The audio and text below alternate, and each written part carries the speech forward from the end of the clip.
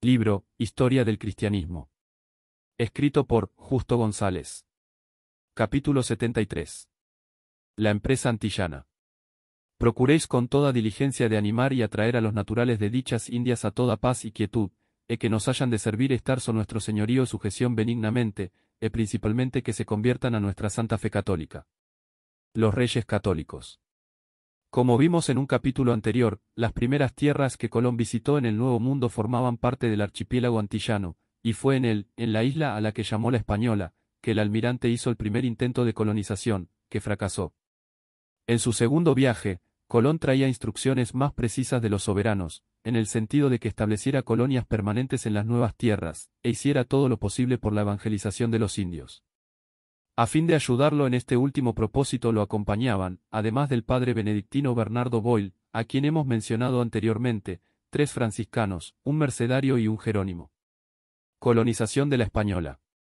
Tras encontrar destruido el fuerte Natividad, Colón y los suyos siguieron navegando a lo largo de la costa de la Española, hasta que llegaron a un lugar que les pareció propicio para fundar una población, a la que nombraron la Isabela, en honor de la reina.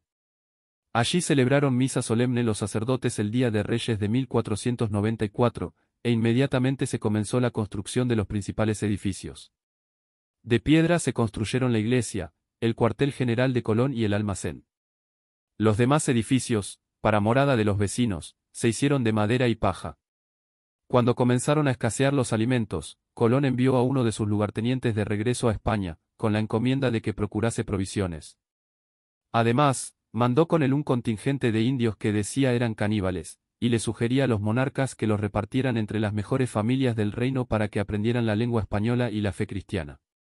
Además, decía Colón, capturando y desterrando a esos indios caníbales se ganaba la simpatía de los demás indios, que veían en los españoles una fuerza benefactora. Pero el hecho es que el almirante tenía además otros propósitos, pues en las mismas instrucciones proponía que se pagaran con esclavos indios las mercancías que los expedicionarios necesitaban. La respuesta real fue ambigua, pues al tiempo que se aceptaron los indios que Colón enviaba se le instaba a procurar la conversión de los habitantes de la región sin uso de violencia ni de destierro. Mientras tanto, en la nueva colonia las cosas no marchaban bien. Antes de la salida del contingente que iría a España, muchos trataron de desertar y partir con él. Tras castigar severamente a los rebeldes, Colón envió una pequeña columna a la región que los indios llamaban Cibao, pensando que quizá ese nombre indicaría que se trataba de Zipango, el nombre que entonces se le daba al Japón. Cuando los enviados regresaron con algún oro, y con noticias de haber sido bien recibidos por los indios, Colón marchó hacia el Cibao con una fuerza mayor. Pero en esa segunda ocasión los indios huyeron, quizá atemorizados por el aparato bélico de los españoles. En el Cibao, el almirante construyó una fortaleza a la que llamó Santo Tomás, porque los incrédulos que no creían que había oro quedaban refutados. Empero los indios no estaban dispuestos a permitir que los españoles marcharan impunes por sus tierras y cometieran con ello los abusos que cada vez se hacían más frecuentes. El cacique Caonabo, a quien se acusaba de haber organizado el ataque al fuerte Natividad, se unió a otros jefes para marchar contra Santo Tomás. Ante tales noticias, Colón mandó una fuerza de varios centenares de hombres a defender la fortaleza, con instrucciones de aplicarles castigos severos a los indios rebeldes, cortándoles las orejas y las narices. El jefe de esa expedición no vaciló a aplicar tales instrucciones con implacable crueldad. Por ejemplo, cuando un indio robó las ropas de un español toda su aldea fue tomada, y al cacique se le cortaron las orejas. En el entretanto, no hay noticias de que los supuestos misioneros hicieran gran cosa en pro de la conversión de los indios. El principal de ellos, Boyle, parece haber estado más interesado en su propio poder que en su labor misionera. Esto llegó a tal punto que, mientras Colón estaba ausente en una expedición a Cuba, Boyle se unió a un grupo de rebeldes que rechazaron la autoridad de Diego Colón, se adueñaron de 3 naves y partieron para España. Los que quedaron detrás, desmoralizados y carentes de jefes, se dispersaron por toda la región, cometiendo hurtos y violaciones entre los indios. Estos a su vez aprovecharon la ocasión para tomar venganza, y no pocos españoles fueron apresados y muertos por ellos. En eso llegó Colón, cansado y amargado de un viaje infructuoso por las costas de Cuba, dispuesto a desatar sobre los indios el huracán de su cólera. Los indios muertos se contaron por millares, y muchos centenares fueron hechos prisioneros y enviados a España como esclavos. Caonabo, quien reunió un ejército de 5.000 hombres y le puso sitio a Santo Tomás, fue derrotado y hecho prisionero. Al cabo de 10 meses, los españoles habían destruido todo vestigio de resistencia entre los sublevados. Pero esto no le puso fin a la ola conquistadora. Los españoles invadieron nuevos territorios y sometieron a sus caciques, excepto el de Jaragua, que se hizo vasallo y ofreció pagar tributo, y el de Higuey, cuyo territorio estaba bastante apartado. Los muchos esclavos hechos en esa guerra alentaron la codicia de los conquistadores, que durante algún tiempo continuaron pagando con esclavos indios las mercancías traídas de España. Además, se decretó que cada indio sometido tendría que pagar un tributo trimestral de cierta cantidad de oro, o de una arroba de algodón. Quienes no pagaban los tributos eran reducidos a esclavitud. Ante tal situación, muchos huyeron y se refugiaron en los montes, donde los españoles los cazaban con perros. No todos los colonizadores concordaban con tales métodos. Cuando el almirante estaba ausente en viaje a España, un fuerte grupo, dirigido por Francisco Roldán Jiménez, se rebeló y huyó al territorio de Jaragua. Aunque el partido de Roldán no se mostró muy amable para con los indios, sí fue menos cruel que el de los Colón, que continuaba exigiendo fuertes tributos y enviando cargamentos de esclavos a España. Fue a consecuencia de tal situación que la reina cuestionó el derecho del almirante de vender a los indios como esclavos, y a la postre Bobadilla depuso a los Colón y los envió en cadenas a España.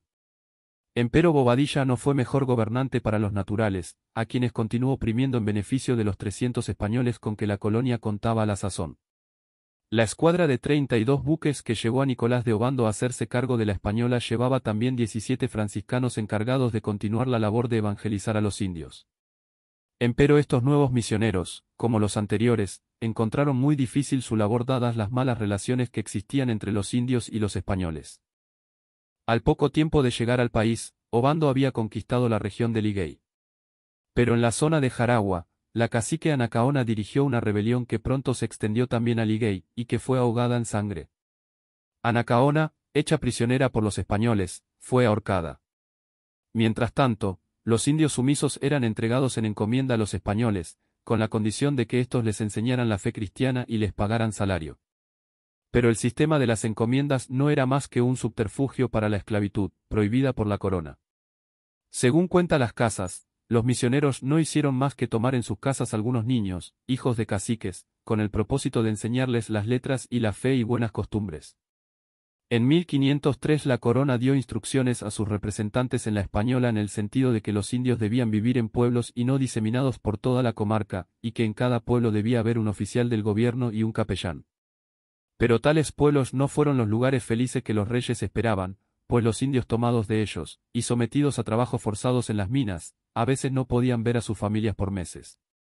Mientras tanto, en Europa, se hacían las gestiones para el establecimiento de la jerarquía eclesiástica en las nuevas colonias. Tras un intento fallido de fundar 3 sedes en la Española, en 1511 se fundaron por fin en esa isla las de Santo Domingo y Concepción de la Vega, y la de San Juan en Puerto Rico. Es interesante y revelador notar que en las instrucciones reales a los nuevos obispos se les indicaba que no debían estorbar las labores de extracción de oro, sino que al contrario debían decirles a los indios que el oro se usaría en guerras contra los infieles, y que en todo caso los obispos han de enseñar las otras cosas que vieren que pueden aprovechar para que los indios trabajasen bien. Algunos de los primeros obispos de ultramar fueron personas dignas, que se ocuparon de tratar de mejorar las condiciones en que vivían los indios. Pero muchos otros fueron indolentes, partidarios decididos de los colonos, o nunca llegaron a tomar posesión de sus diócesis. Fueron los dominicos, llegados en 1510, quienes más se afanaron por el bienestar y la verdadera conversión de los indios. Entre ellos se contaba Antonio de Montesinos, a quien hemos mencionado anteriormente como el jefe de la protesta contra el régimen de las encomiendas. La comisión de Jerónimos que vino a la Española a consecuencias de la agitación de Montesinos y de las Casas sugirió que se les devolviese la libertad a los indios o que, si tal cosa era impracticable, se hicieran encomiendas perpetuas, más bien que por 3 años, y que esas encomiendas fueran estrictamente supervisadas por la corona a fin de evitar abusos. Cuando la corona decretó la libertad de los indios, hubo resistencia por parte de los españoles, cuyos argumentos parecieron confirmarse en una rebelión de indios. El resultado neto fue que estos perdieron la poca libertad que tenían, y muchos también la vida. A la postre los pocos que lograron sobrevivir aceptaron el bautismo de igual modo que aceptaron la dominación española, porque no les quedaba otra alternativa. Puerto Rico. La colonización de la isla de San Juan, más tarde llamada Puerto Rico, siguió un proceso paralelo al que hemos visto en la Española. En 1509 don Juan Ponce de León exploró la isla, y al año siguiente Diego Colón, que a la sazón gobernaba en la Española, lo autorizó para conquistarla. Con un centenar de soldados, Ponce regresó entonces a Puerto Rico, donde estableció su residencia en Caparra. De allí, en una serie de incursiones, se fueron fundando otros centros, inclusive la actual capital de San Juan, a donde los expedicionarios trasladaron su cuartel general. Las capitulaciones que Ponce había firmado con Diego Colón estipulaban que uno de los propósitos de la expedición sería la evangelización de la isla. Las directrices enviadas poco después por la corona ordenaban que se tratara bien a los indios, evitando los abusos que habían tenido lugar en la Española, y que se hiciera por reunir grupos de niños indios que debían recibir instrucción religiosa y pasársela después al resto de la población. Empero esas instrucciones no se cumplieron a cabalidad. En Puerto Rico también se implantó el régimen de encomiendas, con todos sus abusos. Los indios murieron por millares. Los que huían a los montes eran cazados y castigados cruelmente. Los religiosos se quejaban de que los expedicionarios, muchos de ellos casados en España, violaban a las indias o se amancebaban con ellas. A la postre la población indígena desapareció, en parte por mortandad y en parte por absorción. En 1512 llegó a Puerto Rico su primer obispo, don Alonso Manso.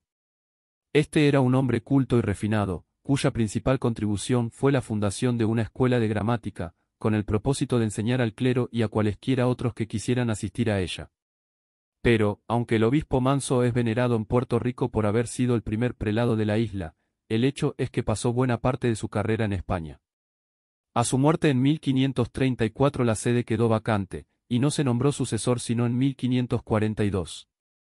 En el entretanto, el licenciado Antonio de la Gama tomó verdadero interés en los indios, y recibió de la corona la tarea de protegerlos. Como parte de su programa de defensa de los indios, la Gama obtuvo de España autoridad para castigar a quienes maltrataran a los naturales de la isla.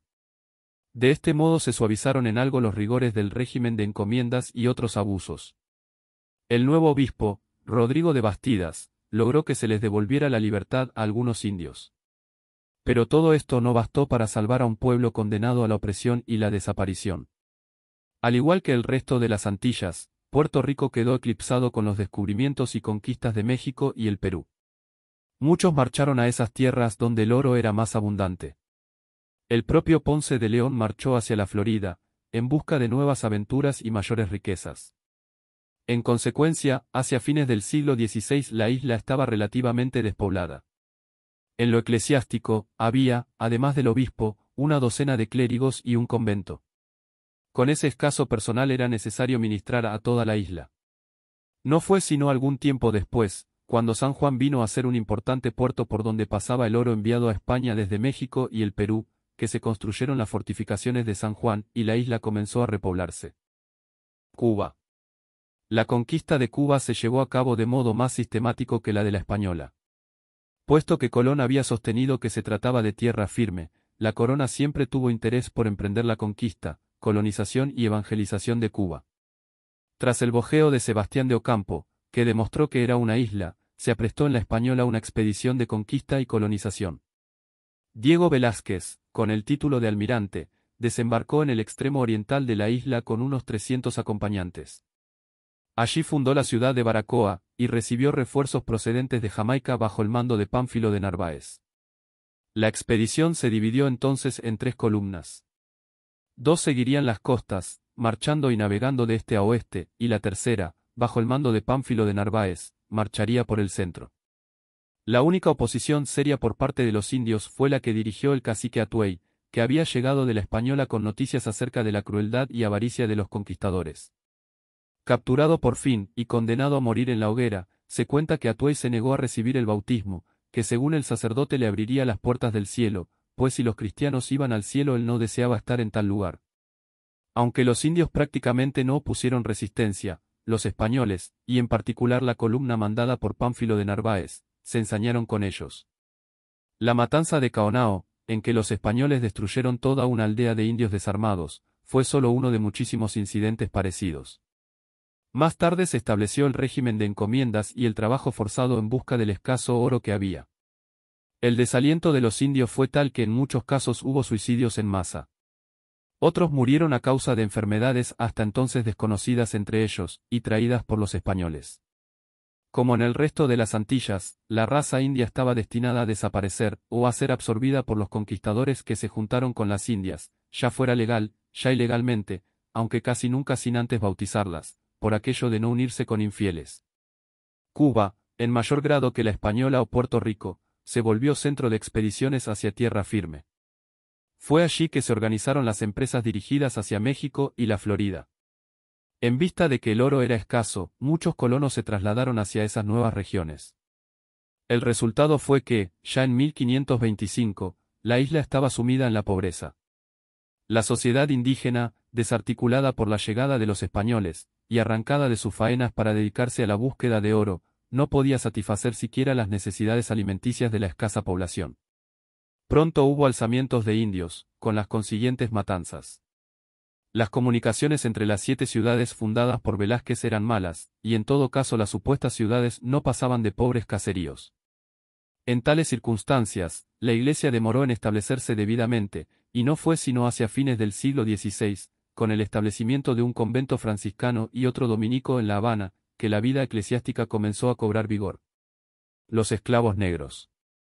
Desde muy temprano se comenzó a traer negros africanos al Nuevo Mundo, para que se ocuparan de las labores que los españoles no estaban dispuestos a realizar. Ya en 1502, Nicolás de Obando llevó consigo a la española varios negros, aunque no traídos directamente de África, sino de Sevilla, donde ya eran esclavos. Cuando estos se fugaron, aprovechando las selvas tropicales, se detuvo por algún tiempo la importación de esclavos negros. Pero en 1505 Obando reanudó el inhumano tráfico al solicitar de la corona que le fueran enviados un centenar de esclavos negros. A partir de entonces, y según fue desapareciendo la población india en las Antillas, la importación de esclavos africanos aumentó. En 1516, Las Casas llegó a sugerir, como un modo de proteger a los indios, que se trajeran más esclavos de África. Pero pronto se arrepintió de haber aconsejado tal cosa, y se dedicó también a la defensa de los negros. Algunos teólogos pusieron reparos al tráfico de esclavos. Pero es notable que la principal discusión no tenía que ver con la injusticia de la esclavitud, sino con los derechos e intereses de los blancos involucrados en el asunto. Así, por ejemplo, cuando en 1553 se autorizó la importación de 23.000 esclavos al Nuevo Mundo, los teólogos que se opusieron al acuerdo basaron sus argumentos en los privilegios excesivos de ciertos banqueros, que parecían violar los derechos de otros españoles. La conversión de los esclavos marchó lentamente. Pocos se ocupaban de ella, y se daba por sentado que la instrucción religiosa de los esclavos quedaba en manos de sus amos. A la postre, toda la población negra de las Antillas recibió el bautismo, aunque siempre quedaron vestigios y supervivencias de las viejas religiones africanas, quizá en parte como un medio por el que los negros atropellados conservaban algo de su dignidad e identidad. Si este episodio ha sido de bendición para tu vida, por favor, no dudes en dejarnos un comentario mencionando desde dónde nos escuchás, y cómo ha sido de bendición para ti. Los testimonios de nuestros seguidores nos sirven de aliento en soporte bíblico para seguir produciendo episodios como el que escuchaste. Que Dios te bendiga.